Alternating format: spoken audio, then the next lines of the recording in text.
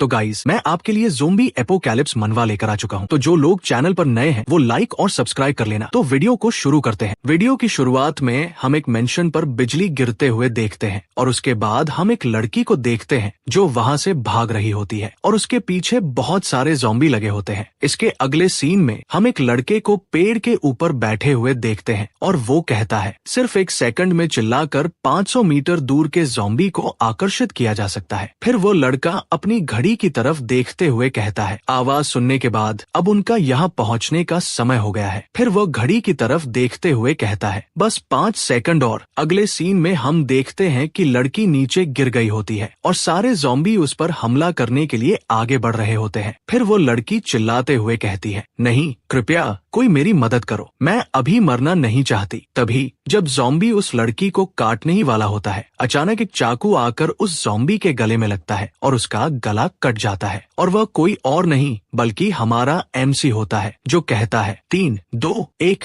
और फिर वो सारे ज़ॉम्बीज को मार देता है। फिर हमारा एमसी उन सारे ज़ॉम्बीज को मारने के बाद उस लड़की के सामने खड़ा होता है और वो लड़की कहती है कृपया कृपया मुझे यहाँ से ले चलो। तभी वो लड़की रोते हुए कहती है कृपया मुझे अपने साथ ले चलो। फिर हमारा एमसी उस लड़की की तरफ देखता है जिसे उस ज़ॉम्बी ने गर्दन पर काट लिया होता है और फिर एमसी कहता है दुर्भाग्य से तुम्हारे पास जिंदा रहने का कोई मौका नहीं है। फिर हमारा एमसी वहाँ से जाने लगता है और वह लड़की कहती है कृपया मुझे छोड़कर मत जाओ और वह सारे ज़ॉम्बी उस लड़की पर टूट पड़ते हैं और हमें वहाँ पर चारों तरफ बस खून ही खून दिखाया जाता है। अगले सीन में हम एमसी को देखते हैं जो दरवाजा तोड़ते हुए कहता है मिस। हमें जीसस की मूर्ति का सीन दिखाया जाता है जिसके सामने वह लड़की खड़ी होती है। फिर हमारा एमसी कहता है आखिरकार मैंने तुम्हें ढूंढ ही लिया। फिर एमसी उसके पास जाते हुए उसका हाथ पकड़ता है और कहता है यहाँ बहुत खतरा है, प्लीज जल्दी से मेरे साथ आओ, मैं यहाँ से तुम्हारी रक्षा करूंगा। और फिर वो लड़की हमारे एमसी की तरफ मुड़कर देखती है और हमें दिखाया जाता है कि उसे किसी ज़ॉम्बी ने काट लिया होता है और वह भी एक इन्फेक्टेड होती है। फिर वो लड़की हमारे एमसी पर हमला करती है और हमारा एमसी ये देखकर घबरा जाता है और कहता है डैम इट, तुम ऐसे कैसे बन गई। हमें 10 साल पहले का सीन दिखाया जाता है जहाँ एक आदमी हमारे एमसी से कह रहा होता है मोचांग, व्हाइट वुल्फ ने तुम्हारी जान बचाई है तो आज से तुम मेरी बेटी की रक्षा करोगे, तुम उसके लिए जियोगे और उसके लिए ही मरोगे। आज से तुम्हारा यही मिशन है कि तुम मेरी बेटी की सुरक्षा करोगे। तभी वह लड़की हमारे एमसी के पास आते हुए कहती है तुम कोई व्हाइट वुल्फ का हिस्सा नहीं हो, तुम अपनी जिंदगी अपने तरीके से खुद जी सकते हो। हमारा एमसी कहता है मिस। और अगले सीन में हमें दिखाया जाता है कि वह लड़की हमारे एमसी पर हमला कर देती है और उसका एक हाथ काट देती है और हमारा एमसी कहता है आखिर में मैं कुछ भी नहीं बचा सका। हमारे एमसी पर दोबारा अटैक करने के लिए वह आगे बढ़ती है लेकिन हमला दीवार पर कर देती है जिससे दीवार पर भी दरारें आ जाती है और हमारा एमसी ये देखकर चौंक जाता है। फिर हमें उस लड़की को दिखाया जाता है जिसकी आंखों से आंसू बह रहे होते हैं और वे आंसू हमारे एमसी की शर्ट पर गिर रहे होते हैं। तभी सिस्टम से नोटिफिकेशन आता है adapter contact to confirm add on system activation. फिर हमें उस लड़की को दिखाया जाता है जो पूरी तरह शॉक्ड होती है क्योंकि सिस्टम उसे हमारे एमसी के साथ बाइंड कर रहा होता है और हमें एमसी को दिखाया जाता है जो कहता है ये फीलिंग वाकई बहुत अच्छी है और मेरा हाथ भी ठीक हो रहा है। तभी सिस्टम से नोटिफिकेशन आता है कि बाइंडिंग सफर हो चुकी है और हमारा एमसी अपने हाथ को देखते हुए कहता है ये क्या है। अगले सीन में हमें उस लड़की को दिखाया जाता है जो हल्की रोशनी में चमक रही होती है और हमारा एमसी कहता है मिस बाइजी,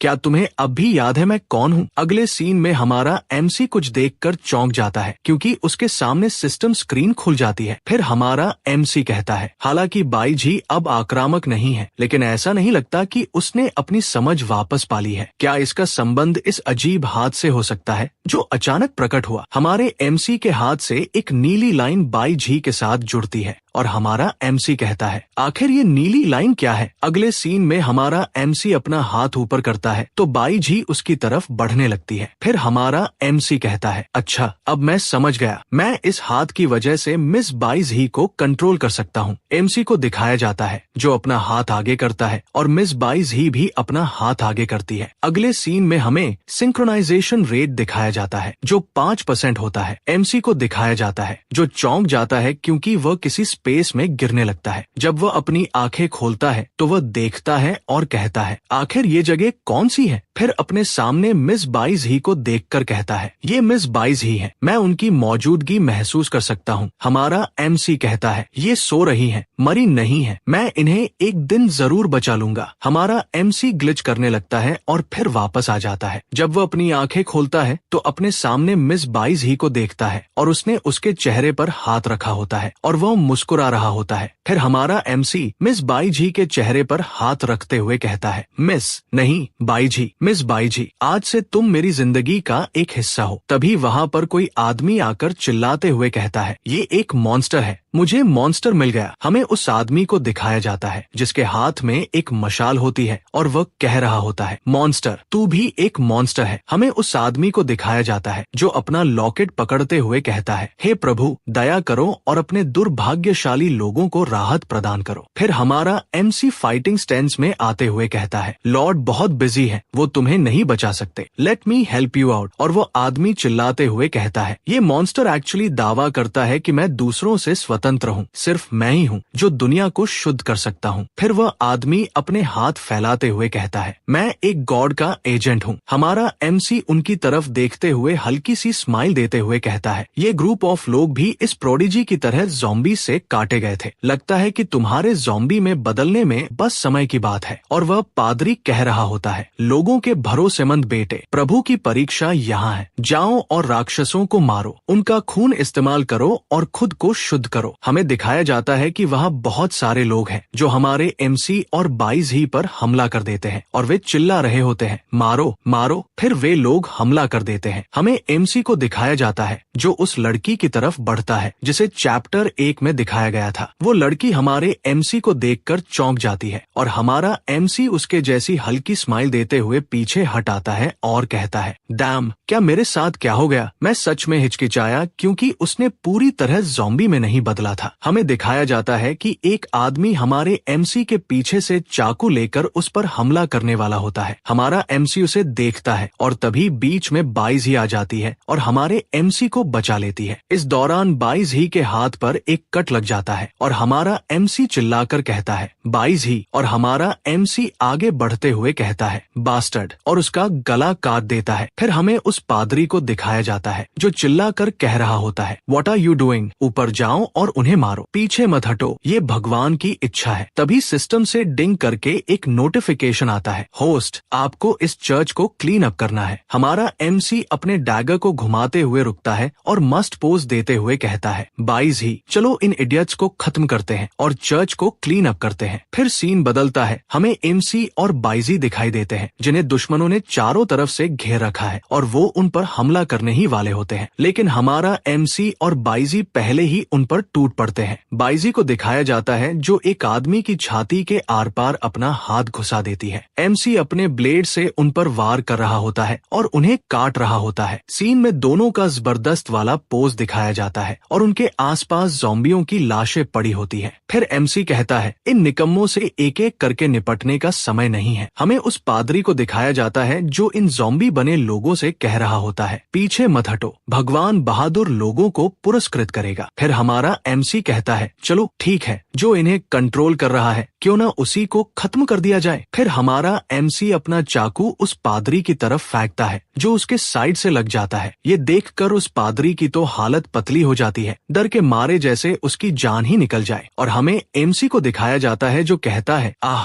अब ठीक है, और वो अपना ब्लू स्टिंग खींचता है जिससे उस पादरी का गला कट जाता है। फिर हमारा MC कहता है, जाओ और अपने भगवान से मिल लो। ये देखकर वो सारे लोग हैरान रह जाते हैं और मरे हुए पादरी की तरफ देख रहे होते हैं। फिर हमारा MC कहता है, क्या आगे जारी रखना चाहते हो? तभी उनमें से एक बंदा कहता है, चलो यहाँ से फिसल लेते हैं, मुझे कुछ याद आ गया है। तभी सिस्टम में डिंग की आवाज के साथ नोटिफिकेशन आता है, कंग्रेचुलेशंस होस्ट, आपका मिशन सक्सेसफुली कंप्लीट हो चुका है और रिवॉर्ड के तौर पर आपको हीलिंग मेडिसिन दी जाती है। हमारा MC बाई जी की तरफ बढ़ता है और हीलिंग मेडिसिन उसकी तरफ आगे करते हुए कहता है, ये तुम पी लो, लेकिन फिर वो सोचता है ये कैसे पिएगी। तभी वो उस मेडिसिन को अपने हाथों से बाईजी को पिलाने लगता है। दिखाया जाता है कि वो मेडिसिन बाईजी पर इफेक्ट करती है और बाईजी पूरी तरह से हील हो जाती है। हमारा एमसी बाईजी की तरफ आता है और कहता है, बाईजी मैं तुम्हें फिर से चोट नहीं लगने दूंगा। फिर सीन बदलता है और हमें डिपार्टमेंट स्टोर का सीन दिखाया जाता है, जहाँ पर हमारा एमसी बाईजी को कपड़े पहना रहा होता है। जब वो बाईजी को स्कर्ट पहनाने लगता है तो वो काफी नर्वस हो जाता है और ब्लश कर रहा होता है। फिर हमारा एमसी थम्स अप करते हुए कहता है, वाह तुम कमाल की लग रही हो, और मन ही मन सोचता है यही है मेरी मिस। फिर हमें एमसी और बाईजी को दिखाया जाता है। हमारा एमसी पेप्सी का कैन उठाता है और कहता है, ऐसा लग रहा है कि यहाँ किसी इंसान की सांसों की आहट है। हमें वहाँ पर कुछ लोगों को आते हुए दिखाया जाता है और वो कह रहे होते हैं, देखो ये भी खाने वाला एक और इंसान है। तभी उनमें से एक लड़का कहता है, सुनो बच्चे, हमने ज़ॉम्बीज़ को मार गिराया है। और फिर वही बंदा कहता है, तुम खाना ले सकते हो, लेकिन हाई क्वालिटी ड्राई फूड और कैंड मीट की इजाजत नहीं है, समझे। तभी बाईजी गुस्सा होने लगती है, लेकिन हमारा एमसी कहता है, चलो हमें ट्रबल को मिनिमाइज करना होगा। फिर वो लड़का कहने लगता है, डिड यू फाइंड आउट लाओ एफईआई। हालांकि ये लड़का काफी बेकार है, लेकिन लड़की काफी अच्छी है। फिर वो लड़का बाईजी की तरफ हाथ बढ़ाते हुए कहता है, तुम जा सकते हो, लेकिन इस लड़की को यहीं छोड़ के जाओ। हमारा एमसी उस लड़के की तरफ देखता है और कहता है, अगर तुमने एक कदम भी आगे बढ़ाया तो मैं तुम्हें मार दूंगा। तभी वहाँ पर एक लड़की आती है, उस लड़के के सिर पर एक चपटी मारते हुए कहती है, क्या तुम लोग फिर से रूल्स भूल गए हो। हमें उस लड़की को दिखाया जाता है जो सच में बहुत खूबसूरत है, लेकिन बाईजी जितनी नहीं। वो कहती है, सर्वाइवर्स पर बिना वजह मत शूट करो, कितनी बार तुम्हें ये बात बतानी पड़ेगी। तभी वो लड़का हंसते हंसते कहता है, नहीं कैप्टन, मैं तो बस इस बच्चे को थोड़ा सा डरा रहा था। तभी हम एमसी और बाईजी को देखते हैं, जहाँ एमसी खाने का सामान ले रहा होता है। फिर हमें उस लड़की को दिखाया जाता है जो मन ही मन कहती है, लेकिन मैंने इस लड़के में किलिंग इंटेंट महसूस किया था। अगर समय रहते मैं इस लड़के को नहीं रोकती तो कौन जाने क्या हो जाता। फिर वो अपने मन में सोचती है, मुझे कोई तरीका सोचना होगा ताकि उसे टीम में शामिल किया जा सके। तभी वो लड़की हमारे एमसी का हाथ पकड़ती है और कहती है, रुको। फिर वह आगे कहती है, मेरा नाम यूहू है और मैं इस टीम की कैप्टन हूँ। फिर वह कहती है, हमारे साथ जुड़ो और हमारे साथ लड़ो, तुम बेटर फूड और रिसोर्सेज पा सकते हो। फिर वो पहले वाला लड़का कहता है, कैप्टन क्या इस बच्चे को ज्वाइन करने देना फूड का वेस्ट नहीं है। तो वह दूसरा लड़का भी कहता है, ठीक है, वो तो बस एक वीक बच्चा है। तभी वहाँ एक धमाका होता है और दीवार को तोड़ते हुए वहाँ से एक म्यूटेंट ज़ॉम्बी बाहर आता है। वो लड़का कैप्टन को देखकर कहता है, कैप्टन ये तो एक म्यूटेंट ज़ॉम्बी है। फिर कैप्टन मन ही मन कहती है, ष्टी इन्फॉर्मेशन गलत थी। कैप्टन उस लड़के से कहती है, वैन मैंग क्षु एफईआई, दरवाजे पर जाओ और रप्चर डिस्क्स लगाओ, बाकी लोग विजिलेंट रहो और म्यूटेंट को बाहर ले आओ। लड़का जवाब देता है, यस। तभी कैप्टन यूहू हमारे एमसी से कहती है, हमारे साथ फाइट करो, तुम ज्यादा फूड पा सकते हो। फिर वह कहती है, इस प्रपोजल के बारे में क्या ख्याल है। तभी हमारे एमसी के सिस्टम में डिंग की आवाज के साथ नोटिफिकेशन आता है, होस्ट आपको एक मिशन दिया जा रहा है। इस मिशन में आपको इस म्यूटेंट ज़ॉम्बी को खत्म करना है। हमारा एमसी फुल एटीट्यूड में उन लोगों से कहता है, मैं ये ऑफर रिजेक्ट करता हूँ। फिर वो लड़के कहते हैं, डैम दिस बास्टर्ड, ज़ॉम्बी को पहले उसे मार डालना चाहिए था। तभी कैप्टन यूहू उस म्यूटेंट ज़ॉम्बी की तरफ बढ़ते हुए कहती है, मुझे अकेला छोड़ दो और यहाँ से कहीं दूर चले जाओ, मैं इस म्यूटेंट ज़ॉम्बी को अकेले ही डिफीट कर लूंगी। हमारा एमसी और बाईजी ऊपर आ जाते हैं और हमारा एमसी कहता है, अगर हम उनके साथ फाइट करेंगे तो बाईजी का सीक्रेट रिवील हो सकता है। हमारा एमसी वहाँ से माचिस का डिब्बा उठाता है और एक टॉर्च लेता है और कहता है, और उनकी टोन से जज करने पर ऐसा लगता है कि कोई एब्सोल्यूट सर्टेनिटी नहीं है। हमारा एमसी एक कमरे के अंदर होता है और कहता है, बस मुझे थोड़ी देर इंतजार करना है। और हमें उस म्यूटेंट ज़ॉम्बी को दिखाया जाता है जो जोर से धाड़ मारता है। आसपास के पत्थर हवा में उड़ने लगते हैं और सारे पत्थर कैप्टन यूहू की तरफ जाने लगते हैं। हमें कैप्टन यूहू दिखाया जाता है जिसकी हालत बहुत ही खराब होती है। तभी वो लड़का कहता है, कैप्टन यूहू आर यू ओके। और कैप्टन यूहू कहती है, मैं ठीक हूँ, आई थिंक मैंने उस मॉन्स्टर को ब्लो अप कर दिया। म्यूटेंट को दिखाया जाता है जो जोर से धाड़ मारता है। कैप्टन यूहू कहती है, क्या ये अभी भी अलाइव है। वही म्यूटेंट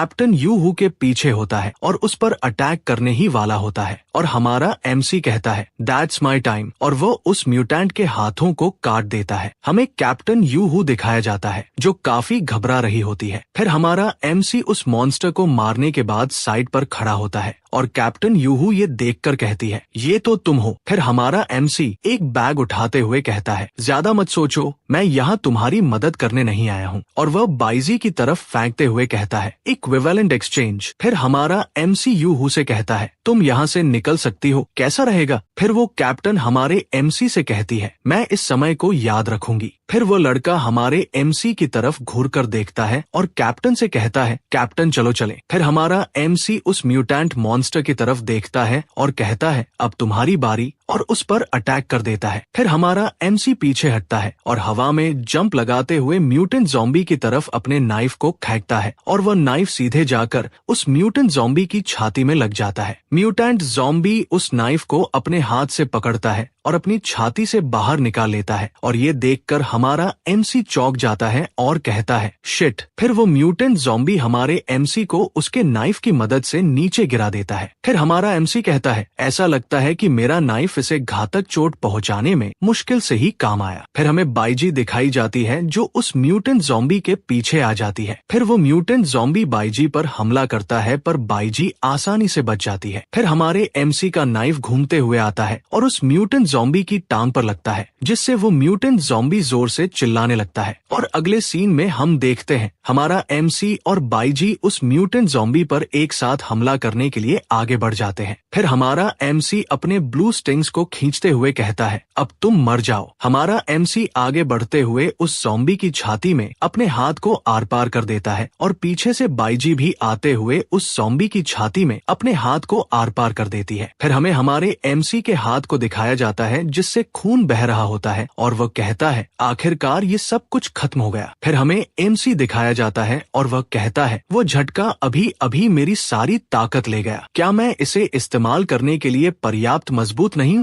फिर हमें बाइजी दिखाई जाती है जो जोर जोर से हांफ रही होती है और हमारा एमसी उसे देखता है, उसके पास जाता है और कहता है क्या तुम थकी हुई हो, अब सब खत्म हो गया है। तब इस सिस्टम से डिंग करके नोटिफिकेशन आता है और कहता है कांग्रेचुलेशन होस्ट, मिशन पूरा हो गया है, इम्प्रिंट अनलॉक हो गया है। फिर एमसी कहता है आखिर ये मेरे हाथ के साथ क्या हो रहा है, और हम देखते हैं कि ये सब सिस्टम कर रहा होता है और उसने उस म्यूटेंट ज़ॉम्बी से कुछ लिया होता है। फिर अगले सीन में हम देखते हैं कि हमारे एमसी के हाथ में एक चिप कार होता है जो उस म्यूटेंट ज़ॉम्बी से निकला हुआ होता है और हम बाइजी को देखते हैं जो उस चिप कार्ड को देखकर बहुत ज्यादा उत्साहित हो जाती है और हमारा एमसी कहता है क्या ये तुम्हें चाहिए। फिर हम बाइजी को देखते हैं जो अपनी छाती पर हाथ रखती है और अपने सारे कपड़े फाड़ देती है। फिर बाइजी हमारे एमसी के पास जाती है और उसके उस हाथ को पकड़ती है जिसमें चिप कार्ड है और हमारे एमसी के बहुत करीब आ जाती है। हमारा एमसी अपनी आंखें ढक लेता है और कहता है बाइजी आखिर तुम क्या कर रही हो। फिर हमें बाइजी दिखाई जाती है जिसकी छाती पर एक निशान प्रकट हो जाता है। उसके बाद हमारे एमसी को दिखाया जाता है जिसके सामने सिस्टम विंडो अपीयर होती है और उसमें लिखा होता है इम्प्रिंट लेवल 1। एमसी कहता है इम्प्रिंट, क्या ये वही है जो बाइजी ने अभी अब्सॉर्ब किया। फिर हमारा एमसी बाइजी के सिर पर हाथ रखते हुए कहता है कि स्पिरिट भी काफी हद तक रिकवर हो चुकी है जो लगता है बहुत बेनिफिशियल है उस मामले में। फिर हमारा सीन शिफ्ट होता है और हमें सिटी के बाहर का सीन दिखाया जाता है जहां हम एक जॉम्बी को देखते हैं। बाइजी और हमारा एमसी उस जॉम्बी पर हमला कर देते हैं और हमारा एमसी अपने मन में सोचता है जॉम्बीज को मारने के साथ मेरे और बाई ZHI के बीच सिंक्रोनाइजेशन रेट भी बढ़ गया और लड़ाई और टैसेट हो गई। फिर हमारा एमसी कहता है मैंने इस बार 12 मिनट और 3 सेकंड में ये सब कुछ खत्म कर लिया है और मैं इतना ज्यादा तेज हो चुका हूँ, मेरी फिजिकल एक्सर्शन भी काफी बढ़ गई है। एमसी अपने हाथ में उन इम्प्रिंट्स को लेते हुए कहता है ये प्रिंट्स कुछ समय के लिए काफी होने चाहिए। फिर उन इम्प्रिंट्स को देखकर बाइजी बहुत ज्यादा एक्साइटेड हो जाती है और वो हमारे एमसी की तरफ जाती है, लेकिन हमारा एमसी उन इम्प्रिंट्स को छिपा लेता है और ये देखकर बाइजी अपना मुंह बना लेती है। अगले सीन में हम बाइजी को देखते हैं जिसने हमारे एमसी को नीचे गिरा दिया होता है और वो एमसी के ऊपर आ जाती है। फिर वो एमसी को किस कर देती है जिसे देखकर हमारा एमसी चौंक जाता है और कहता है बाइजी तुम क्या कर रही हो। लेकिन लेकिन मुझे अपनी फिजिकल स्ट्रेंथ वापस महसूस हो रही है। फिर हम देखते हैं कि बाईजी हमारे एमसी के ऊपर से हट गई होती है और हमारा एमसी भी उसे मुस्कुराते हुए देख रहा होता है। वो अपने मन में सोचता है, क्या बाईजी को ये पता था? हम देखते हैं कि कोई आदमी हमारे एमसी के पीछे से उसके बैग को उठाने की कोशिश करता है, लेकिन हमारा एमसी उसे नोटिस कर लेता है और उसके पास जाकर अपने नाइफ को उसके साथ वाली दीवार में गाड़ते हुए कहता है, आखिर तुम लोग कौन हो? और उसके साथ वाले लोग चिल्लाते हैं, उसने हमें पकड़ लिया। फिर वे वहाँ एक ब्लास्ट करते हैं और उस जगह से भाग जाते हैं। फिर हमारा एमसी कहता है, व्हाइट वुल्फ गैंग दिशा 16 में है। क्या तुम्हें याद है कि तुम कहाँ रह रहे थे? वहाँ दिशा 16 में भी हथियार और गोलाबारी का एक बैच जमा है। ऐसा ही हुआ कि हम वहाँ से हथियार लेने जा रहे हैं। हम बाईजी को देखते हैं जो एमसी को हैरानी से देख रही होती है। फिर हमारा एमसी कहता है, छोड़ो, हम रास्ते में इसके बारे में सोचेंगे। फिर हम एमसी और बाईजी को एक बहुत बड़े मेंशन के सामने खड़े देखते हैं। फिर हम बाईजी और हमारे एमसी को देखते हैं जो वहाँ कुछ ढूंढ रहे होते हैं। एमसी को एक लाइटनिंग मैट्रिक्स मिल जाता है और वह कहता है, मैंने इसे सिर्फ झोऊ यान को ही सिखाया है। एमसी कहता है, अगर वो अंदर होता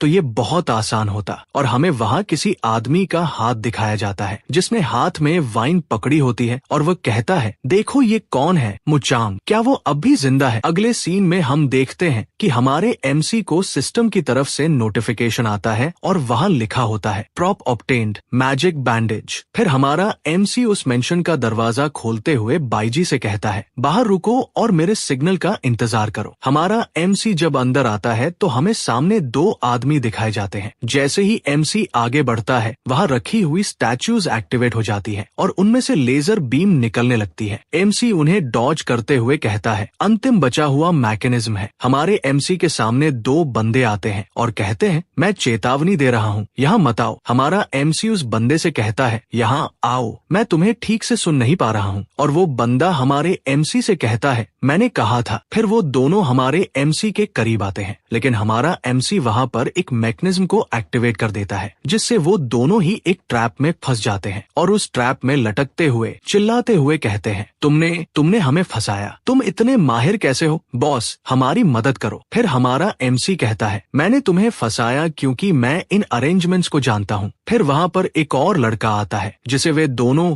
बॉस कह रहे होते हैं और वो लड़का कहता है, क्योंकि इन्हें अरेंज करने वाला वही है। फिर वो लड़का हमारे एमसी के पास आते हुए कहता है, ये तो अच्छी बात है कि तुम अब तक जिंदा हो। हमारा एमसी कहता है, मैं भी यही कहना चाहता हूँ कि तुम भी जिंदा हो। फिर पीले बाल वाले बंदे ने अपने दोनों चेलों से कहा, अरे भाई, मुंह के लिए एक गिलास पानी डाल दो। और वे दोनों चेले बोले, जी जी। फिर वह बंदा हमारे एमसी से कहता है, अगर मैंने सही अंदाजा लगाया है, सिर्फ तुम ही आए हो, इसका मतलब है। हमारा एमसी कहता है, प्रेसिडेंट और बाकी लोग अब यहाँ नहीं है। और वो पीले बालों वाला लड़का भी कहता है, बिल्कुल सही। एमसी फिर कहता है, मीटिंग में ज्यादातर भाई लोग चले गए हैं। उस दिन मैं अकेला था जिसने वो काम नहीं किया। अब यहाँ आसपास के सभी लोग सर्वाइवर्स हैं। तभी वहाँ पर एक मेड आती है और कहती है, ये रहा आपका पानी। तभी पानी का गिलास मेड के हाथ से नीचे गिर जाता है और वह भी नीचे गिर जाती है और वह कहती है, कृपया मुझे माफ करना। तभी वो लड़का गुस्से में मेड के पास आते हुए कहता है, सोच भी मत कि मुझे नहीं पता तुम क्या प्लान कर रही हो। अब तुरंत वापस जाओ, दूसरी बार नहीं मिलेगी। फिर हमारा एनसी कहता है, डोंगजिंग के लोग। और वो लड़का कहता है, बुरा नहीं है, बस एक नजर में ही तुम्हें इम्प्रेशन हो गया। फिर वो हमारे एमसी की तरफ पानी का गिलास बढ़ाते हुए कहता है, डोंगजिंग को हमने पहले नष्ट कर दिया था और बची हुई लोग हमारे स्लेव बन गए। फिर वो पानी पीते हुए हमारे एमसी से कहता है, ब्रदर म्यू, क्या तुम हमारे साथ जुड़ना चाहते हो? तुम बहुत ज्यादा भरोसेमंद हो। फिर वो हमारे एमसी की तरफ देखते हुए कहता है, क्या हुआ? और हमारा एमसी कहता है, मैं यहाँ रुक नहीं सकता। और हमारा एमसी उनसे कहता है, माफ कीजिए, क्या मैं कुछ हथियार अपने साथ ले जा सकता हूँ? और वो हमारे एमसी से कहता है, अगर आप हमारी मदद करने को तैयार नहीं है तो मुझे बैठक में मौजूद संसाधन आपको देने का कोई कारण नहीं है। और फिर वह कहता है, छोड़ो, लगता है ये तुम्हारे पास ज्यादा देर तक नहीं टिकेगा, जाओ और ले आओ। फिर हमारा एमसी उसके कंधे पर हाथ रखते हुए कहता है, मुझे पता है तुम मेरा दिल नहीं तोड़ोगे। लेकिन जैसे ही वो आगे बढ़ता है और उसका सिर घूमने लगता है, वो जमीन पर गिर जाता है और कहता है, मेरा शरीर कितना भारी है। पीछे से वो लड़का कहता है, भाई मुंह, क्या तुम मुझे सुन रहे हो? भाई मुंह। अगले सीन में हम देखते हैं कि एमसी एक कुर्सी से बंधा हुआ है और कोई उस पर पानी डालता है। एमसी अपनी आंखें खोलते हुए कहता है, जरूर, बिल्कुल सही। फिर हमारा एमसी कहता है, शुरुआत में मुझे अजीब लगा, ये बैकपैक पकड़ने की चाल, लगता है जैसे ये आपूर्ति के लिए है, लेकिन असल में लोगों को फंसाने के लिए है। फिर वह लड़का हमारे एमसी के सामने आता है और कहता है, मैंने 2 परिस्थितियों की तैयारी की है। कमजोर लोग सीधे चौंक जाते हैं। अगर कोई आप जैसा ताकतवर है तो मैं उसे बहकाने की कोशिश करता हूँ। तुम और बाईजी बहुत ताकतवर हो, क्या तुम बस व्हाइट वुल्फ क्लब को जीतना चाहते हो? फिर हमारा एमसी कहता है, बाईजी कहाँ पर है? और वो लड़का कहता है, तुम नहीं जानते, तुम्हारी बेहोशी के समय ज़ॉम्बीज़ ने उसे टुकड़ों में बांट दिया होना चाहिए था। फिर वो हमारे एमसी के पास आता है और कहता है, थैंक्स। एमसी पूछता है, तुमने क्या कहा? फिर वो हमारे एमसी से कहता है, जब मैंने कहा कि तुम घिरे हुए थे, हमारी मिस सच में अकेली गई थी। फिर वो कहता है, पूरी तरह से अनदेखा करो कि चर्च ज़ॉम्बीज़ का एक घना इलाका है। और वो हमारे एमसी के पास आकर कहता है, तुम कहते हो ये सच्चा प्यार है ना? और हमारा एमसी कहता है, क्या चर्च? और हमारा एमसी अपने मन में बाईजी को याद करते हुए और गुस्से में उस लड़के का नाम लेते हुए कहता है, ZHOU वाइन, तुम पछताओगे। फिर वो हमारे एमसी की तरह क्रीपी स्माइल के साथ कहता है, तुम्हें ही पछताना चाहिए। फिर वो आदमी अपने लड़कों से कहता है, उसे यहाँ लाओ। और उसके लड़के चिल्लाते हैं, हाँ। और हमें एक लड़की दिखाई देती है जिसे वे लोग लेकर आते हैं। फिर हमारा एमसी कहता है, ये तो डोंगजिंग की सबसे बड़ी महिला है। वो लड़का उस लड़की के बालों को सहलाते हुए कहता है, आई लव नाना। पहली नजर में ही मैं उससे प्यार किए बिना नहीं रह सका, लेकिन उसने मुझे ठुकरा दिया और मुझसे भागने की कोशिश की। फिर वह गुस्से में कहता है, ये जरूर तुम्हारी उबाऊ लड़ाई की वजह से है। वो मुझे स्वीकार नहीं कर सकी जो विरोधी गिरोह से था। मैं कसम खाता हूँ कि तुम्हारा बदला लूंगा। हमारा एमसी उस लड़के से कहता है, झू यान, तुम बीमार हो। और वो लड़का जवाब देता है, इसे यहाँ लाओ। और वे लोग उस मेड को वहाँ लाते हैं जो पानी लेकर आई होती है और उसकी गर्दन से खून निकालने लगते हैं। खून निकालने के बाद वो मेड हाफ रही होती है और वो लड़का उस मेड से कहता है, तुम बस उसे सूचित करना चाहती थी, है ना? और वह मेड कहती है, नहीं, मैं ऐसा नहीं। और वो लड़का अपने लोगों से कहता है, जाओ, आज से ये तुम्हारी है, तुम इसके साथ कुछ भी कर सकते हो। और वे लोग कहते हैं, थैंक यू बॉस। और वे लोग उस लड़की के कपड़े फाड़ने लगते हैं और वो लड़की चिल्लाते हुए कहती है, प्लीज मुझे छोड़ दो, मैं तुमसे भीख मांगती हूँ, मुझे छोड़ दो। और वो लड़का उस खून को पकड़ते हुए कहता है, खुशकिस्मती से चर्च ने मुझे रास्ता दिखाया कि मैं उसे हमेशा अपने पास रख सकूं। फिर वह उस लड़की को खून पिलाने लगता है और कहता है, जितना ये काम करेगा वो हमेशा मेरे साथ रह सकती है, वो अब और प्रतिरोध नहीं कर सकती। फिर हमारा एमसी कहता है, कोई आश्चर्य नहीं कि तुम लोगों को इस बुरे तरीके का इस्तेमाल करने के लिए उकसाते रहते हो, लेकिन ये दुनिया जिनमें बचकर निकले लोग हैं और खून, एक दिन सब खत्म हो जाएगा। वो लड़का, फिर तुम क्या करोगे? तुम्हें मुझे याद दिलाने की जरूरत नहीं। वो लड़का लड़की के पास जाते हुए कहता है, मैं उसे प्यार करता हूँ, मैं उसे हमेशा प्यार करूंगा, ये भी कोई फर्क नहीं पड़ता अगर तुम अपना खुद का खून दोगी। और अचानक हमारे एमसी का चाकू उसकी छाती पर लग जाता है और वह कहता है, तुम। और हमारा एमसी कहता है, प्यार की इंसल्ट मत करो। हमारा एमसी अपनी जगह से खड़े होते हुए कहता है, अब अपोकैलिप्स ने लोगों की बदसूरती को उजागर कर दिया है। और वो अपने चाकू को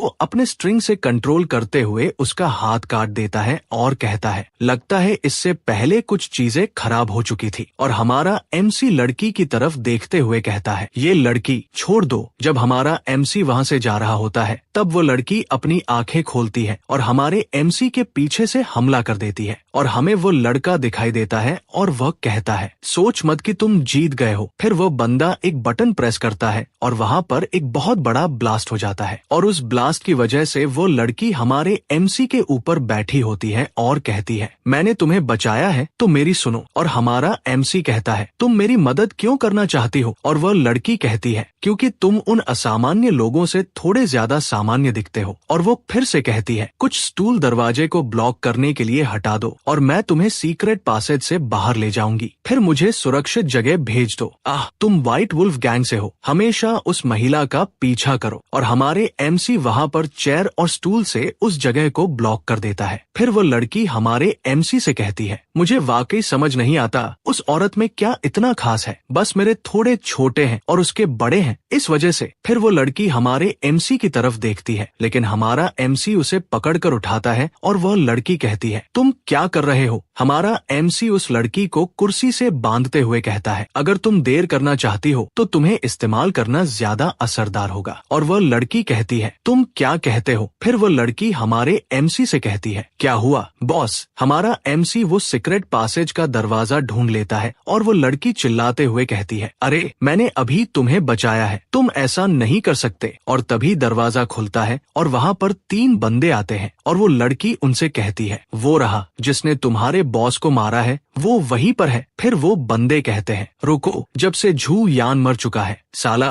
वो हरामी, तो अब उसके बनाए हुए नियमों की फिक्र करने की जरूरत नहीं है। फिर उनमें से एक बंदा कहता है, मुझे सच में ट्राई करना है, चलो इस लड़की का मजा लेते हैं। और वो दोनों भी कह रहे होते हैं, हाँ भाई तूने सही कहा। और वो लड़की घबरा कर कह रही होती है, मेरे पास मत आना। फिर सीन बदलता है और हमें MC का हाथ दिखाया जाता है और वो कहता है, उस चीज को यहीं पर होना चाहिए। कटाना दिखाई जाती है और हमारा MC कहता है, ये रही वो, और उसे उठाते हुए कहता है, अच्छा तो ये है व्हाइट वुल्फ कटाना। फिर हमारा MC उस लड़की की आवाज सुनता है और वो लड़की कह रही होती है, प्लीज मेरे पास मत आना। और हमें उस लड़की की तरफ का सीन दिखाया जाता है जहाँ पर वो बंदे उस लड़की से कह रहे होते हैं, छोटी बहन यकीन करो ये बहुत दर्दनाक नहीं होगा। फिर हमारा MC उस कटाना को बाई जी की तरफ फेंकता है। फिर बाई जी उस विंडो से आते ही कटाना को पकड़ लेती है और उस आदमी पर जोर से स्विंग करते हुए उसका हाथ काट देती है। ये देखकर दूसरी लड़की हैरान रह जाती है और ये देखकर दूसरा लड़का घबरा जाता है। तभी हमारा MC उसकी तरफ बढ़ता है और उसके चेहरे पर एक जोरदार मुक्का मारता है, जिससे उसके मुंह से खून की पिचकारी निकल जाती है। फिर हमें बाई जी और हमारे MC को दिखाया जाता है और MC कहता है, बाई जी क्या तुम्हें याद है? फिर बाई जी हमारे MC की तरफ देखती है और हल्की सी मुस्कुराती है। हमारा MC भी बाई जी की तरफ देखता है और उसके चेहरे को छूते हुए कहता है, ठीक है, कम से कम व्हाइट वुल्फ गैंग की रूह आखिरकार तुम्हारे हाथों में लौट आई है। फिर वो लड़की हमारे MC से गुस्से में कहती है, तुम एक बुली हो, तुम्हें बस मुझे ही चाहिए। फिर हमारा MC कहता है, मुझे बस एहसान लेना पसंद नहीं है। और बाई जी का हाथ पकड़ते हुए कहता है, चलो यहाँ से निकलते हैं। पर बाई जी हमारे MC का हाथ पकड़कर उसे किस कर लेती है और हमारा MC मन ही मन सोचता है, क्या ये मेरी ताकत वापस लाने में मदद कर रही है? ये एहसास तो हमारा MC मन ही मन कहता है, जल्दी करो, मैं अपने आप पर से कंट्रोल खोने वाला हूँ। फिर वो पीले बालों वाली लड़की अपनी आंखों पर हाथ रखते हुए कहती है, सच ही था, ये भी तो पक्का एक पागल बिगड़ा हुआ सब्सक्राइब कर लेना। तो वीडियो की शुरुआत में हमारा MC कहता है, सच में ये शरीर ज्यादा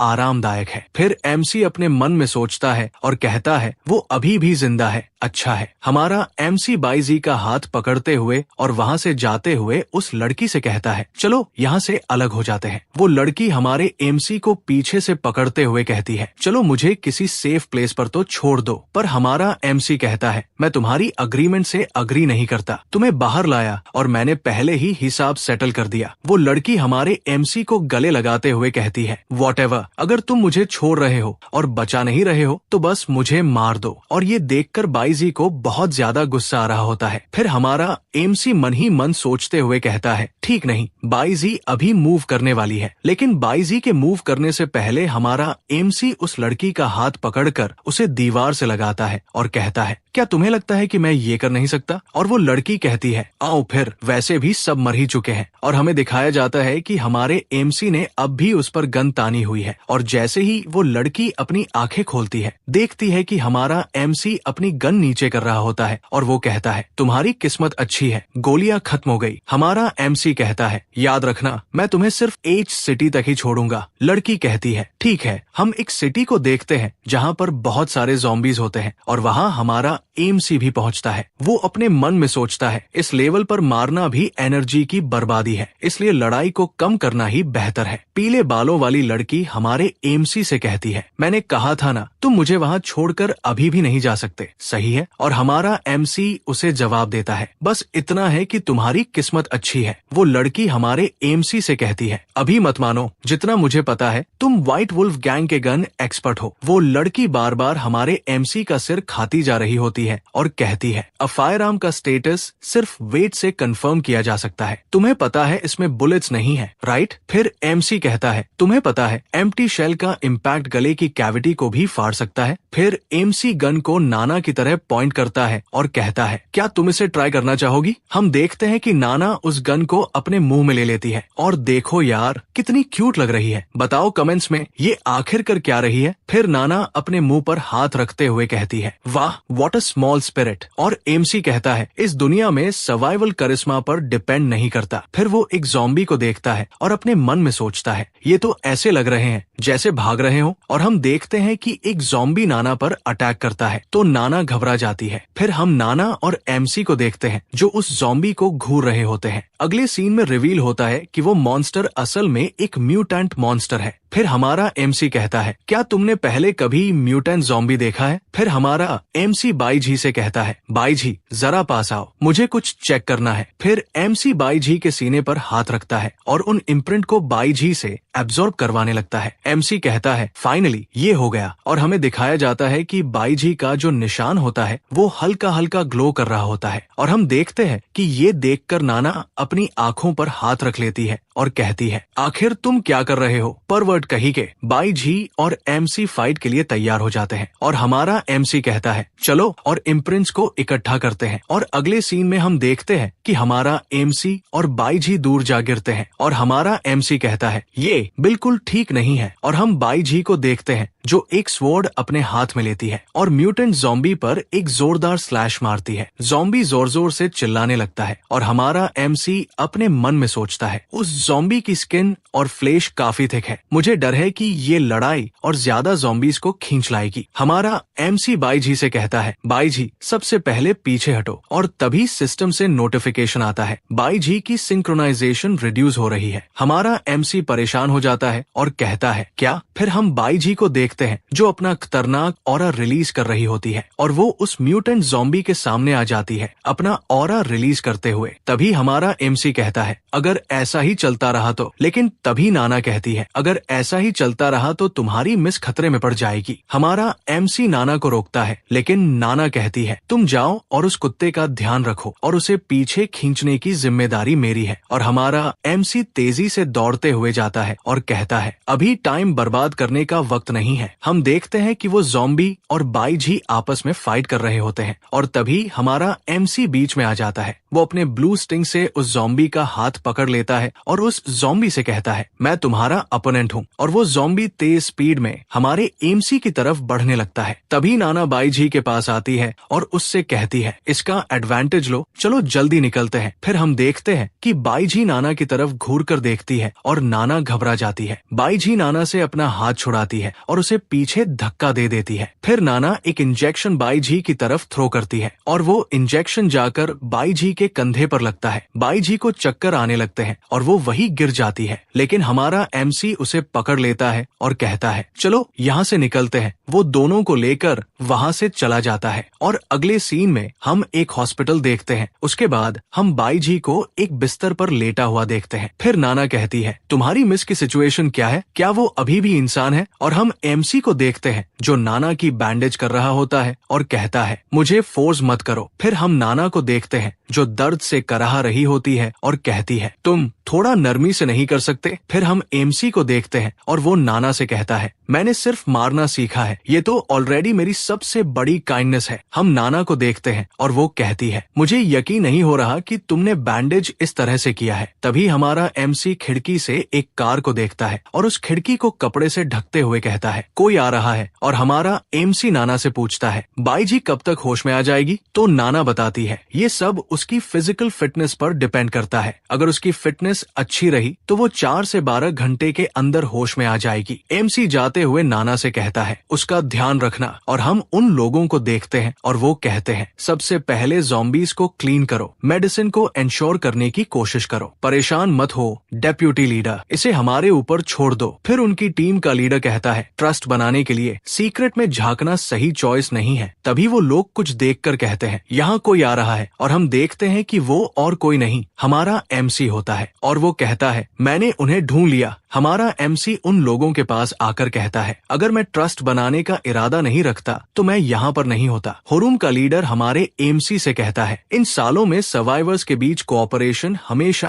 आसान रहेगा। फिर वो अपना नाम बताता है, my name is Wang jenny और मैं इस ग्रुप का डेप्यूटी लीडर हूँ। और हमारा एमसी अपना नाम बताता है और कहता है कि मेरा नाम मो चांग है। और हम देखते हैं कि लीडर और हमारा एमसी हॉस्पिटल के अंदर आ जाते हैं। वो लीडर हमारे एमसी से कहता है, ब्रदर क्या इन सब ज़ॉम्बीज़ को तुमने मारा है? और एमसी कहता है, सिर्फ पहला फ्लोर आपस में कनेक्टेड नहीं है। सीन शिफ्ट होता है बाईजी और नाना की तरफ, जहाँ नाना छुप रही होती है। और वो लीडर कहता है, आखिर ये दोनों कौन है? हमारा एमसी कहता है, ये दोनों मेरे फैमिली मेंबर्स हैं। और तभी वो लीडर अपने एक आदमी को बुलाता है और कहता है, जाओ कार से पानी और कुछ खाने का सामान ले आओ। और आदमी कहता है, क्या हम ये फ्री फूड और ड्रिंक इस बंच ऑफ ड्रैगर्स को क्यों दें? कम से कम इसका एक्सचेंज तो इक्विवेलेंट वैल्यू के लिए होना चाहिए। बस ठीक है, यहाँ आओ और मेरी लेग का मसाज करो। तभी वो लड़का गुस्से में कहता है, क्या तुम नहीं आओगी? और वो उसकी तरफ हाथ बढ़ाने लगता है, लेकिन हमारा एमसी उसके हाथ को पकड़ लेता है और वो लड़का दर्द से कराहने लगता है और कहता है, छोड़ो, मेरा हाथ दर्द कर रहा है, छोड़ो। एमसी कहता है, देना है या नहीं ये तुम्हारे ऊपर है और हमारा कोई फर्ज नहीं कि हम तुम्हारे नौकर बने। और हमारा एमसी उस लड़के से कहता है, माफी मांगो। वो लड़का अपने डेप्यूटी लीडर की तरफ देखता है और लीडर कहता है, ये तुमने ही शुरू किया था और तुम्हारी ही गलती है, तुम्हें माफी मांगनी चाहिए। फिर वो लड़का माफी मांग लेता है। फिर एमसी उस लड़के से कहता है, अगली बार ये बिल्कुल आसान नहीं होगा। तभी लीडर गुस्से में हमारे एमसी को देखता है, लेकिन वह अपने गुस्से को शांत करके नाना की तरफ बढ़ता है और उसे एक लॉलीपॉप देते हुए कहता है, ये तुम्हारे लिए है, मैं अपने लोगों की तरफ से तुमसे माफी मांगता हूँ। और वो लीडर हमारे एमसी से कहता है, भाईजान, हम ऊपर के फ्लोर के ज़ॉम्बीज़ को साफ करने जा रहे हैं, क्या आप हमारे साथ चलना चाहेंगे? तभी वो बाईजी की तरफ देखते हुए अपने मन में सोचता है कि बाईजी की सिचुएशन बिल्कुल ठीक नहीं है। फिर वो उनसे कहता है, जाओ बेचूतिया, मुझे नहीं आना। तभी उनमें से एक आदमी हमारे एमसी पर चिल्लाने ही वाला होता है, लेकिन लीडर उसके कंधे पर हाथ रखता है और कहता है, परेशान मत हो, हम संभालेंगे, चलो। तभी नाना खुश होते हुए कहती है, देखो इस दुनिया में अभी भी अच्छे लोग हैं, गरीब, बेवकूफ औरत, तुम्हें बाद में पता चलेगा कि ये कितने अच्छे लोग हैं, ये तो शक्ल से हरामी लग रहे हैं। और नाना हमारे एमसी को चिढ़ाते हुए कहती है, देखो कितने अच्छे लोग थे और तुम एक किसी सेल्फिश इंसान की तरह हो जो कभी किसी की सुनता ही नहीं है। और नाना गाना गुनगुनाते हुए लॉलीपॉप का कवर उतारने लगती है। हमारा एमसी कहता है, अगर तुम इतनी खुश हो, क्या तुम्हें जहर दिए जाने का डर नहीं है? तुम बेवकूफ तो नहीं हो? और नाना लॉलीपॉप खाते हुए कहती है, तुम तो ऐसा कहो ही मत, वो लोग तुम्हारे जैसे बिल्कुल नहीं है। तभी हमारा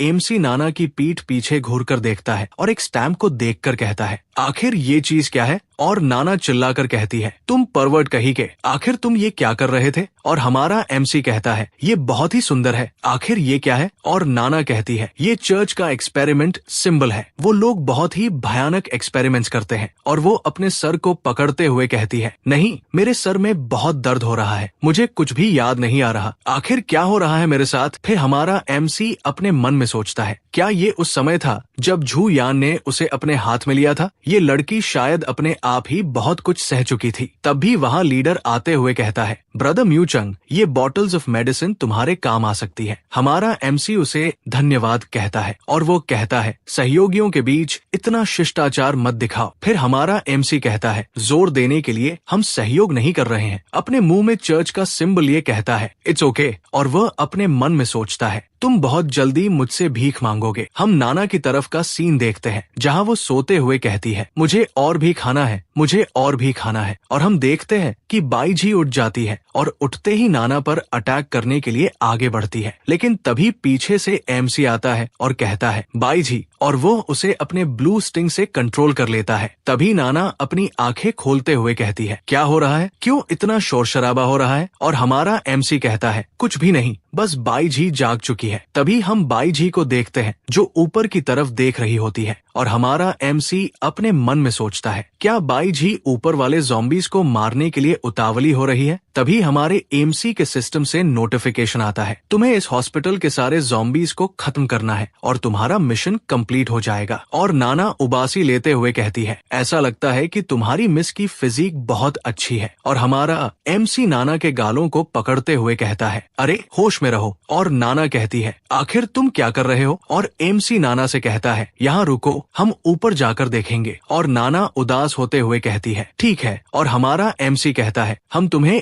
एच सिटी पहुंचा देंगे, चुपके से मत भाग जाना। और वह भी खुश हो जाती है। अगले सीन में हम देखते हैं कि एमसी ने ज़ॉम्बी को मार दिया होता है और वह उसका इम्प्रिंट ले रहा होता है। और हमारा एमसी उस इम्प्रिंट को अपने हाथ में लेता है और कहता है, मुझे ये करके देखना चाहिए। और वो बाईजी को वो इम्प्रिंट एब्जॉर्ब करवाने लगता है। हम बाईजी को देखते हैं जिसने वो इम्प्रिंट एब्जॉर्ब कर लिया होता है और उसके 2 हॉर्न्स भी निकल आते हैं। हम देखते हैं कि वो अपना ऑरा अनलीश कर रही होती है और उसका नेक्स्ट लेवल अपग्रेड हो जाता है। और हमारा एमसी बाईजी के पास जाते हुए कहता है, अगर ये कोई नाटक होता तो मैं किसी खूबसूरत भूत को ही पसंद करता। और वो थरकी वाला फेस बनाते हुए अपने मन में सोचता है, अगर वो नर्स के कपड़े पहनेगी तो कैसी लगेगी? अगर उसे एक लोली का सूट पहन दिया जाए तो वो कितनी क्यूट लगेगी? रे क्या बात है। और वो ऐसे ही गंदी गंदी बातें अपने मन में सोच रहा होता है। तभी उस पर एक ज़ॉम्बी अटैक कर देता है और बाईजी उस ज़ॉम्बी को 2 हिस्सों में बांट देती है। और हमारा एमसी ये देखकर कहता है, वो पहले से बहुत ही ज्यादा ताकतवर हो चुकी है। और अगले सीन में हम देखते हैं कि उनके सामने एक म्यूटेंट ज़ॉम्बी आ जाता है और हमारा एमसी कहता है, अब तुम्हारी बारी है मरने की। और वह उसे अपने ब्लू स्टिंग से पकड़ लेता है और बाईजी से कहता है, बाईजी इस पर अटैक करो। बाईजी आते ही उसका गला काट देती है और हमारा एमसी कहता है, अच्छा आखिरकार ये खत्म हुआ। और वो कहता है, और वैंग झेनी के ग्रुप का क्या हुआ? सीन शिफ्ट होता है वैंग झेनी की तरफ जो ज़ॉम्बीज को शूट कर रहा होता है। उसके एक टीममेट को ज़ॉम्बी ने काट लिया होता है और वो कहता है, बॉस मैं मरना नहीं चाहता। और वो लीडर उसे कहता है, तुम रेयर पोशन से इन्फ्यूज्ड हो लेकिन फिर भी म्यूटेंट के खिलाफ फाइट नहीं कर पा रहे हो। अगर मैंने पहले डिस्कवर किया होता कि वो लड़की एक्सेलेंट ब्लड वाली है तो एनहांसमेंट और भी ग्रेटर होना चाहिए था। प्रॉब्लम ये है कि म्यूचंग तुम्हें बचाने का एक और तरीका है लेकिन इसकी कीमत भी बहुत ज्यादा होगी। और वो आदमी कहता है, मैं कीमत चुकाऊंगा,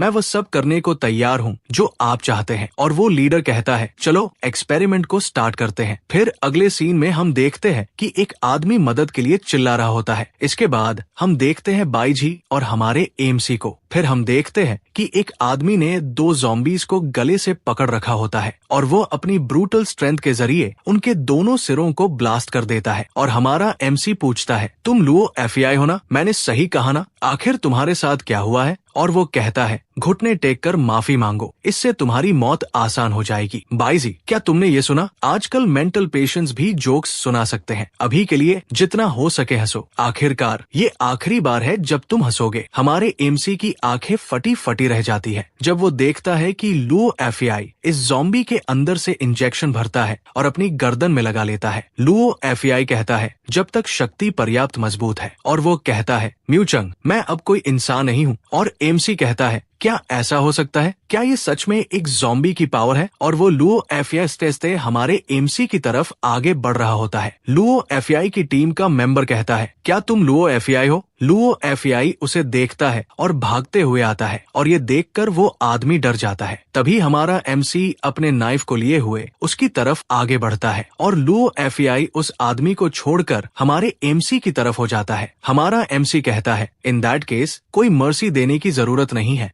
लुओ एफआई हंसते हुए कहता है, आ जाओ, मुझसे लड़ो और मेरे हाथों से मर जाओ। लेकिन तभी बाईजी आती है और उसके हाथ को काट देती है। वो कहता है, क्या? बाईजी उसके ऊपर लगातार काट लगाती है और उसके दूसरे शोल्डर पर भी कट लगा देती है। वो कहता है, ये कैसे हो सकता है? मैं कैसे हार सकता हूँ? और बाईजी ने उसे घुटनों पर ला दिया होता है। और हमारा एमसी लुओ एफआई से कहता है, जब तुमने इंसानियत को छोड़ा और एक ज़ॉम्बी बन चुके हो, तब से तुम मुझे कभी भी नहीं जीत सकते। लुओ एफआई मरते समय डेप्यूटी लीडर का नाम लेकर कहता है, सॉरी। ये देखकर हमारा एमसी चौंक जाता है और कहता है, क्या? Deputy leader? तभी हमारा एमसी वहां से दौड़ते हुए आता है और दरवाजे को लात मारते हुए कहता है, नाना। ये देखकर हमारा एमसी शॉक हो जाता है क्योंकि नाना उसके सामने होती है और उसका ब्लड निकल रहा होता है और वो कहता है, नाना आखिर ये क्या हो रहा है तुम्हारे साथ? और पीछे से डेप्यूटी लीडर आता है और कहता है, अगर तुम यहाँ हो तो इसका मतलब है कि लुओ एफआई का एक्सपेरिमेंट फेल हो गया। सच में उस पर मेडिसिन इस्तेमाल करना व्यर्थ था, लेकिन तुम इस लड़की को बचा नहीं सकते। उसके शरीर का 75% ब्लड अलग कर दिया गया है। हमारा एमसी अपने नाइफ को डेप्यूटी लीडर की गर्दन पर रखते हुए कहता है, सब कुछ तुम्हारे द्वारा निर्देशित किया गया है।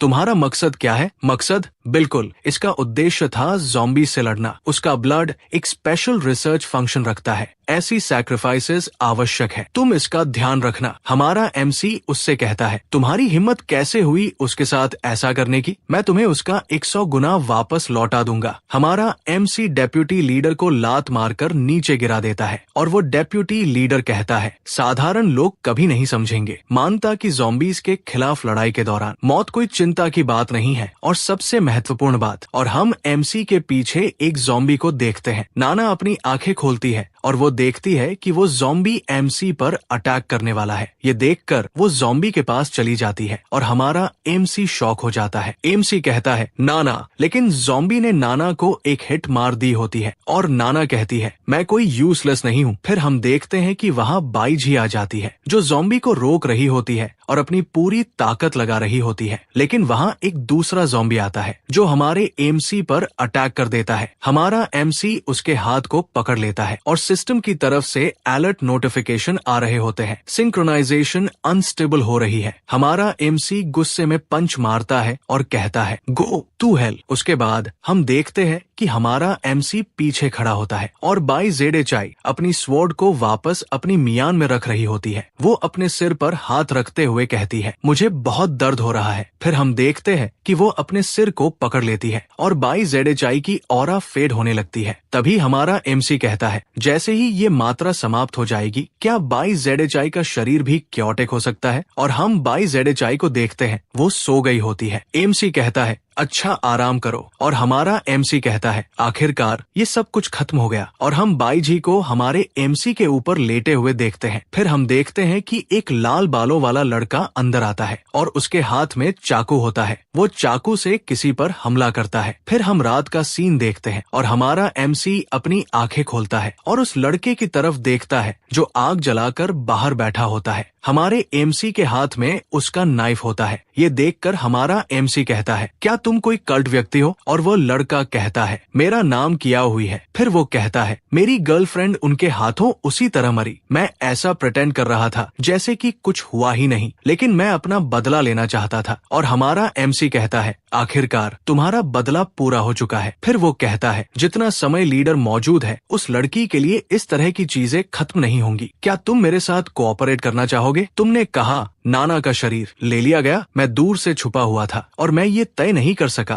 कि वो व्यक्ति कौन था, लेकिन अगर ये एक्सपेरिमेंट से जुड़ा है तो ये बिशप हो सकता है। सिर्फ डेप्यूटी लीडर ही उससे संपर्क कर सकता है। हम कभी मिले ही नहीं। बिशप मेरा टीचर बायोलॉजी प्रोफेसर है और वो एच सिटी में है। शायद वो इन चीजों को समझ सके। और हमारा एमसी कहता है, वे मृत शरीर को भी जाने नहीं दे रहे हैं। बाईजी, व्हाइट वुल्फ गैंग के नियम याद करो। और हमारा एमसी कहता है, सदका अदा किया जाना चाहिए। किसी भी शिकायत को सही किया जाना चाहिए। एच सिटी, मैं आ रहा हूँ। एच सिटी से पहले मुझे किसी और जगह जाना है। फिर हम एक सिटी को देखते हैं जहाँ हम ज़ॉम्बी भी देखते हैं और वहाँ पर बंदे कह रहे होते हैं कैप्टन वे भी है, और हम कैप्टन यू हुआ को देखते हैं और वो कहती है इसे बहुत देर तक टालने से केवल और ज्यादा परेशानी होगी। फिर कैप्टन यू हुआ कहती है चलो यहाँ से जाने की तैयारी करो, लेकिन वो बंदा कहता है कैप्टन पीछे देखिए, और हम देखते हैं कि पीछे बहुत सारे ज़ॉम्बी हैं। फिर कैप्टन कहती है तुम लोग यहाँ से जाओ, मैं इसे संभाल लूंगी, हम उसी पुरानी जगह पर मिलेंगे, ठीक है। लेकिन वो लड़का कहता है बट कैप्टन, पर दूसरा लड़का कहता है चलो यहाँ से चलते हैं, और हम कैप्टन को देखते हैं जो कि उन ज़ॉम्बीज पर अटैक करने के लिए आगे बढ़ जाती है और ज़ॉम्बीज पर हमला करना शुरू कर देती है। हमें कैप्टन को दिखाया जाता है जो उन ज़ॉम्बीज को लात मार रही होती है और अपने गन से शूट कर रही होती है। फिर वो कहती है अब सब कुछ सेफ हो चुका है। एक लड़का कहता है थैंक यू कैप्टन, और दूसरा लड़का कहता है थैंक यू सिस्टर। फिर कैप्टन कहती है आखिरकार तुम दोनों यहाँ पर क्या कर रहे हो? तभी वो लड़का कहता है मेरी बहन ने अभी तक कुछ भी नहीं खाया। हम उसके हाथ में मिल्क पाउडर का डिब्बा देखते हैं। कैप्टन कहती है तुम कहाँ रहते हो? क्या ये बहुत दूर है? लड़का जवाब देता है बस वही पास में। फिर हम जंगलों के बीच एक मकान को देखते हैं जहाँ वो बंदे कहते हैं सिस्टर इस तरफ, और हम दोनों की शैतानी हंसी को देख सकते हैं कि वे कैसे मुस्कुरा रहे हैं। तभी कैप्टन एक लड़के पर गन पॉइंट करते हुए कहती है आओ तुम लोगों का मकसद क्या है? एक अच्छा भाई जो अपनी बहन की परवाह करता है। मिल्क पाउडर पर पेटोनली फॉर्मूला को न देख कर रहना नामुमकिन है ना?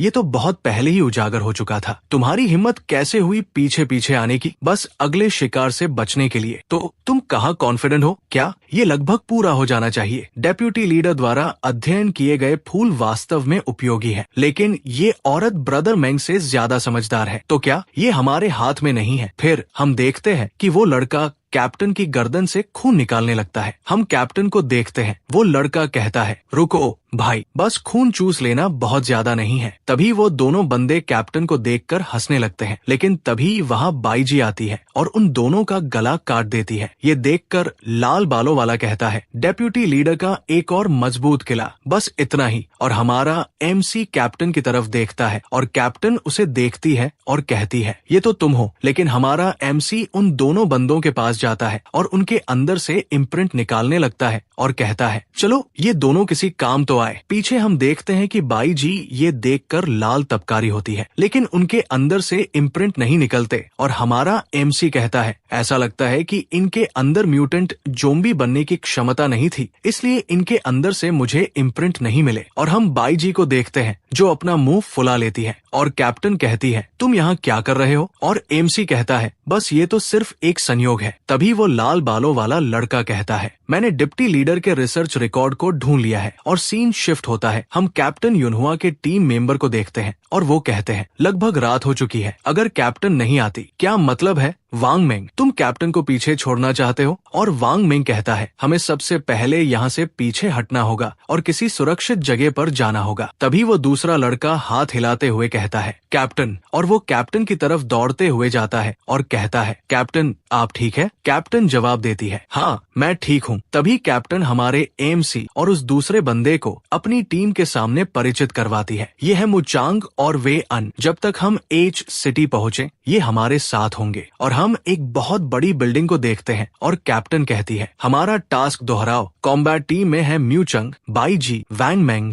अबिन। ये लोग बिल्डिंग में घुसकर टारगेट एरिया में ज़ॉम्बीज को क्लीन करने के लिए जिम्मेदार है। इमरजेंसी टीम में है मैं, ली क्वान, ले योंगफेंग, वेनन। सेफ्टी इंस्ट्रक्शंस मिलने के बाद इवैक्यूएशन राउट तय करो और जल्दी से इंफॉर्मेशन कलेक्ट करो। प्लीज ध्यान रखो जीवन की सुरक्षा को टॉप प्रायोरिटी दो। हम बाई जी को देखते हैं जो कुछ स्मेल कर रही होती है। तभी कैप्टन हमारे एमसी के पास आती है और कहती है अनएक्सपेक्टेडली तुमने इतनी आसानी से मदद करने का वादा कर दिया। और हमारा एमसी कहता है ये जल्दी होगा है ना? और एमसी अपने मन में सोचता है अगर मुझे कुछ जानकारी मिल गई तो ये बाई जी की स्थिति समझने में मदद कर सकती है। फिर हमारा सीन शिफ्ट होता है इस बिल्डिंग के अंदर जहाँ पर बहुत सारे ज़ॉम्बी होते हैं। अगली सीन में हम देखते हैं कि उन ज़ॉम्बियों को बाई जी मार रही होती है और हमारा एमसी भी उसके साथ मिलकर उन ज़ॉम्बियों को मार रहा होता है। जो उनके साथ दूसरा बंदा होता है वो कहता है ये तो बहुत ही ज्यादा स्ट्रांग है, और हम बाईजी को देखते हैं जो प्यारा सा फेस बनाकर उस ज़ॉम्बी की तरफ इशारा कर रही होती है। और हमारा एमसी कहता है क्या तुम इम्प्रिंट चाहती हो, ये थोड़ी परेशान करने वाली होगी। और हम बाईजी को देखते हैं जो हमारे एमसी का हाथ पकड़ लेती है, और एमसी अपने मन में सोचता है अगर अभी वो हॉर्न बढ़ गया, खैर ये भ्रम पैदा करेगा। और हम बाईजी को देखते हैं जो अपना क्यूट सा फेस बनाकर मुंह फुला लेती है। तभी बाईजी हमारे एमसी को जमीन पर लिटा देती है और उसके ऊपर आ जाती है। और हमारे एमसी कहता है बाईजी ये तुम क्या कर रही हो, रुक जाओ। वैन मिंग हमारे एमसी को तिरछी नजर से देखता है और कहता है महिला यूं नहीं मरी है, क्या इसका उससे कोई संबंध हो सकता है? परेशान करने वाली चीजों को हल करना ही होगा।